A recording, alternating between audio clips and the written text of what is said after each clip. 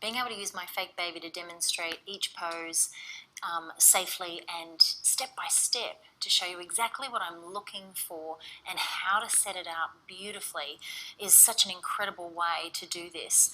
I do explain it when I'm working with a real baby, but occasionally, we don't actually have that time to explain every single step.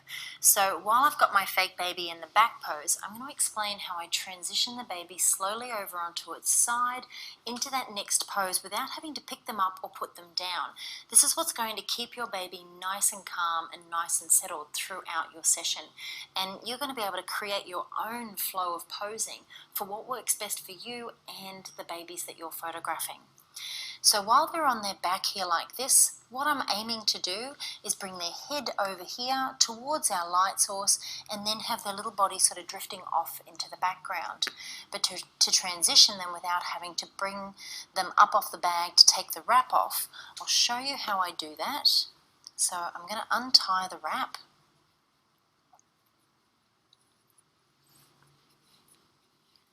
So to keep them nice and secure, you can use soft, flat hands there as you're untying it.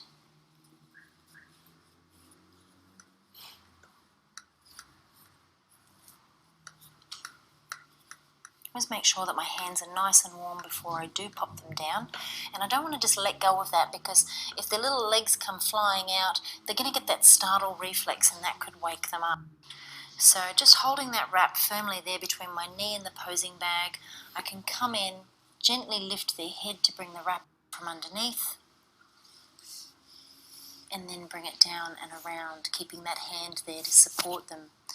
So now what I want to do is bring the wrap down underneath the side of their body there so that it's as close to their back as possible, underneath that shoulder.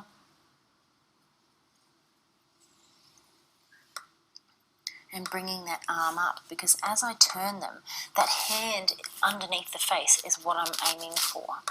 If I leave the arm down and I turn them, it's going to be very hard to bring that arm back up. So now that I've got their little legs in place and their hand in place, I can bring my hand down around the back of the baby, underneath the shoulders to the head there. So as I bring the hand here down, I can just slide them over onto their side and bring the wrap out the back behind them, so it's no longer underneath them.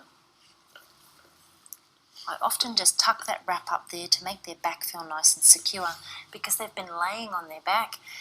It's going to be nice and warm underneath that fabric. When you turn them, they're coming into the air, which could potentially be cooler. So to help them feel nice and secure, I'm going to keep that in behind.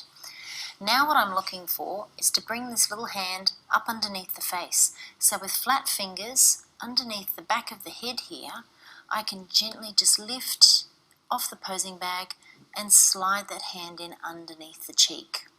Now if you've got a baby with a fist, they're not relaxing those fingers, that's fine. I still bring it up, and I'm not going to worry too much about the fingers just yet. I want to get those hands in place. What I look for is to make sure that the elbow is in line with the body, so that when the hand is up under the face, it's not out here in front creating any distraction. It's in line with the body tucked in. The top hand, then, I'll bring my finger underneath the palm of the hand and push that thumb through. A lot of babies tend to have their thumbs sort of, in underneath their fingers, curled around like that. But if they are like that, it's very hard to get their hands to sit flat, so you've got to get that thumb out. So what I want to aim for is to push that finger through, and again, just lifting the head gently up towards the ceiling. I'm not taking the weight of the baby's head off the bag, but just turning them up to bring that hand in underneath the face. Also, what I'm looking for with hands is that when you do bring a hand up underneath the face, I want to make sure that that wrist is pushed in. If the wrist is not pushed in, the fingers will disappear underneath that cheek. So when you push the wrist in, you get to see the fingers underneath the face, and that's all those little detail bits and pieces that I love to see. So now that I've got the baby's hands in place, I'm going to position the legs. I want to turn their hips towards the posing bag. I'm going to bring that little support out that was underneath the bottom. And I'm just going to turn the baby's bottom hips over into the bag so that the top leg is slightly over the top there.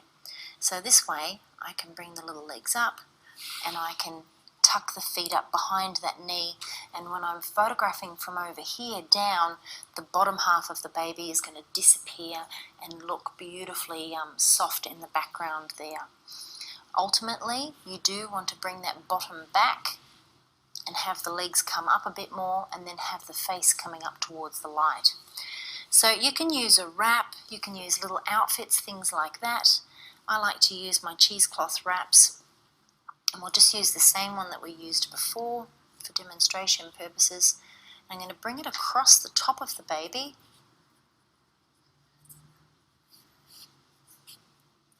and tuck it in underneath their belly.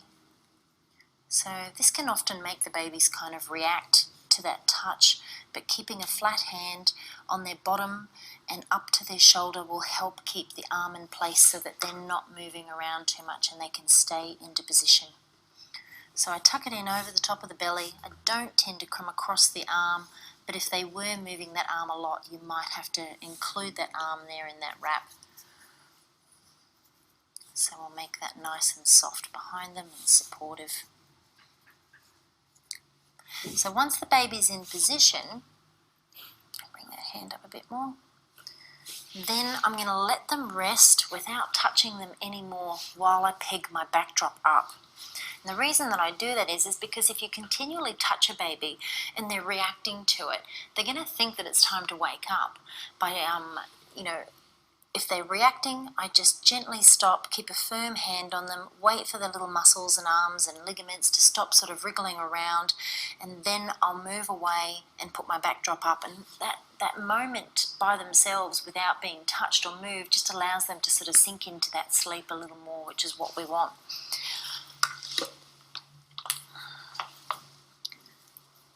So I want to peg my backdrop up nice and low. If I peg it up high behind the baby, I'm going to create this wall behind them, which is not what I want. When I'm shooting wide open and creating that beautiful depth of field, I want it to be, nice and sort of subtle, that background, and disappear so that it's really soft. So bringing the backdrop down nice and low here is what I want. Lots of different backdrop stands and things like that on the market, but using whatever works for you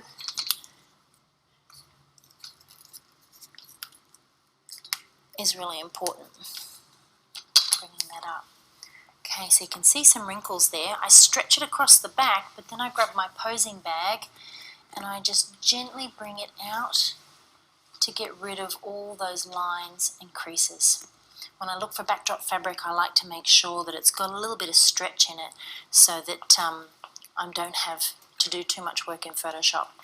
I also use my stand over here, if I need to pull it up and pin and create more of a backdrop over here, especially if I'm shooting from a different angle. So now our baby's in position. What we want to do is lift the head up and make sure that the lighting coming down is coming from the direction that I want it to. So just up underneath the head here, I'm going to come in underneath the baby's head to lift and slide my cloth nappy underneath. So I'll just lift that back. So I'm going to be coming underneath the baby's head right there and creating some support at the back and at the front. So when a baby's lying flat with light, it's going to come down across the top of the baby's head. But when you elevate the head like this, the light now comes down across the eyebrow and across the face, and that's what I'm looking for. And I'm also looking to create that curved shape so the baby's not flat on the posing bag.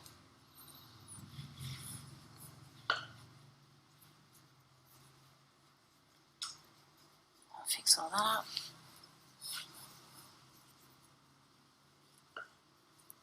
So if you are going to have some detail in the background here, it's important that it's not too overpowering and it's going to be nice and soft behind the baby and not create any distraction. Underneath the legs you can also add a little bit of a lift not too much, because you want the head to be higher than the baby's body and feet. Okay, another little lift for the baby's head. This time I'm going to go over the top of the cloth nappy that's already there. Now when I do lift the baby's head, I have to make sure that it's very gentle and very subtle, because if you sort of are pushing the baby around under there, they're going to move and they're going to think that it's time to wake up. Okay, so when I am supporting a baby, using my hand nice and flat with my thumb across the forearm and my hand across the back of the shoulder, that's what's going to make them feel nice and secure, and it's going to keep that arm and hand in place. If they do start to kind of, move around and wriggle or look like they're getting unsettled, just a gentle rock will help soothe them back into that sleepy state. But when I bring their chin up towards that light, I have my hands just at the top of the head here and my other fingers on their hand, and that's when I just pull their little chin up, and you can start to see that lighting. She's got very soft fingers, this baby. That light fall across the eyebrow and the cheek, which is what we're looking for. Okay, so to bring the baby's chin up towards the light, I'm going to place my hand with the flat fingers just at the back here, slightly underneath the top of the baby's head, just at the back. And then I'm going to place my fingers here underneath the hand, so I can just gently bring that chin forward by drawing the baby's head back. And I can make any adjustments to the fingers if I need to underneath the baby's head. So by doing that, I can see now that the direction of the light is coming down across the baby's eyebrow and gently falling across the cheek, and that's creating the beautiful shadows to highlight all those features. So when I look for my camera angles now, I've got my lighting perfect. I want to shoot down across the baby's face. If I'm shooting from here, I'm going to start to see up the baby's nose, and I can also see underneath the chin. So that's going to create some unwanted shadows and very dark holes that we don't need in our photographs. So what I look for is to come right around so that the baby's face is square on to my camera. And I'm shooting sort of slightly down the eyebrow and onto that nose. I'm going to position the baby in the bottom 2/3 of the frame, and I'm going to slightly turn the tilt of my camera and lens to the right to bring the baby's head a little bit higher in my frame. So that's a great exercise to do when you're practicing your different angles with a fake baby, is just tilting that camera towards the right to lift the baby's head inside your frame. Now from this position, the baby's head is closest to the camera and the legs are falling off beautifully into the background. Shooting at 2.8, I'm going to focus on the eye that's closest to the camera so it's nice and sharp, and that means the fabric that's in the background there is just going to fall off beautifully and have that blur. So I like to have a little bit of negative space around the subject when I'm shooting like this, but I don't want too much. So you've got to find that balance, and you want to have more background behind the baby than you do in front of the baby. So it's also a matter of tilting your lens up or down as to where the baby is going to be positioned. If I tilt up, the baby is going to be in the bottom 2/3.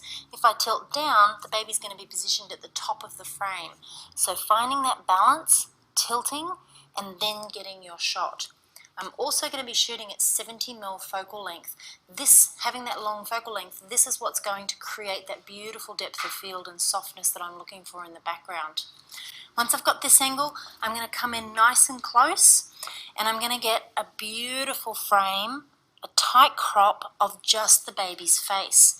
And it's going to be just there, right there, and it's going to show all those beautiful little details, and it's going to show that hand up underneath that cheek. Once I've got those two frames, if I can see a different angle, or I can create some variety with adjusting hands and things like that, I will, or I'm just going to move on to my next pose.